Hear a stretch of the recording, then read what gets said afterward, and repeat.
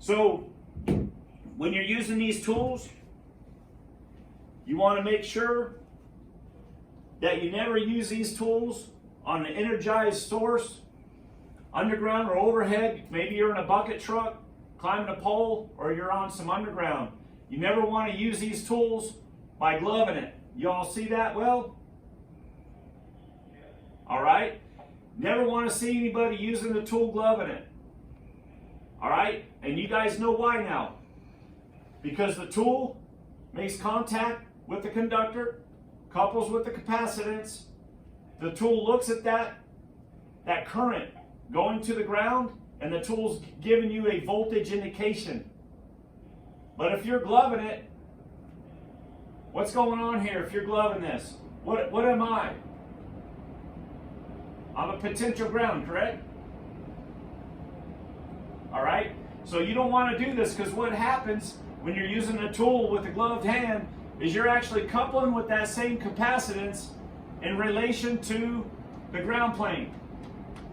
Get it? If you all see another lineman, because I know you guys may see somebody do this one day. If you see anybody doing this with a tool, anybody's tool, maybe you guys will move out of the location you go and you get some crazy idea in your head and you go to California and work. All right? And you see somebody doing this, you've got to sit down and stop them and sit down and explain why they can't do this.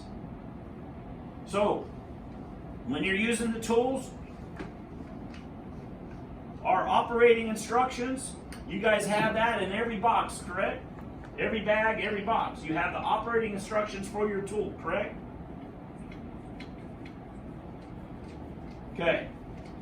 In those operating instructions, we recommend that when you're using these tools, that you're going to be a minimum of 24 inches back from that tool on your hot stick. Do you guys understand why? All right?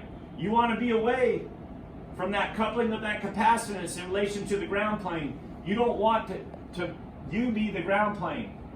You want the ground plane over here to be the ground plane, not you. That makes sense? A lot of guys, when they're using these tools, they might short stick. They might get short on the stick while they're using the tools, and their body position might be near another conductor. And what happens is, in these cases, is the body will couple with the capacitance on that other conductor, and the flow of the current will flow through their body, through the tool, the opposite direction. And what happens is you'll get false positives.